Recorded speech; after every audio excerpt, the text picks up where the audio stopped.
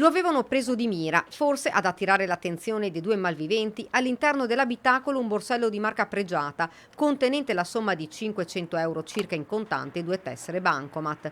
La vittima, un imprenditore cinese residente nel Trevigiano, aveva parcheggiato in zona Borgo Padova, a Castelfranco, per sbrigare alcune incombenze di lavoro.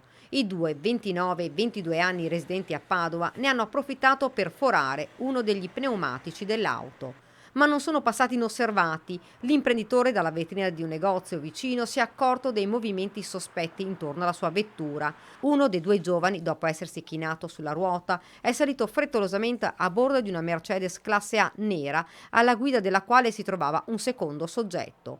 Insospettito, ma ancora lontano da quello che stava per rischiare, l'uomo è tornato alla sua auto e poi ha messo in moto. Ma nemmeno dopo un chilometro si è accorto che lo pneumatico anteriore destro era completamente sgonfio. È stato quindi costretto a fermarsi lungo via Foscolo a bordo strada. A quel punto è sceso, ma in un attimo si è accorto di essere stato seguito a breve distanza dallo stesso veicolo che aveva notato in Borgo Padova. Allarmato, l'imprenditore ha chiamato il 112. I carabinieri del nucleo operativo e radiomobile della compagnia di Castelfranco Veneto, vista la situazione, sono intervenuti immediatamente. L'uomo era fuori dall'auto mentre gli si stava avvicinando un giovane. Percependo l'imminente pericolo per la vittima, i militari dell'Arma sono intervenuti bloccando contemporaneamente sia il giovane a piedi sia il complice che lo aspettava in auto, impedendone così la fuga.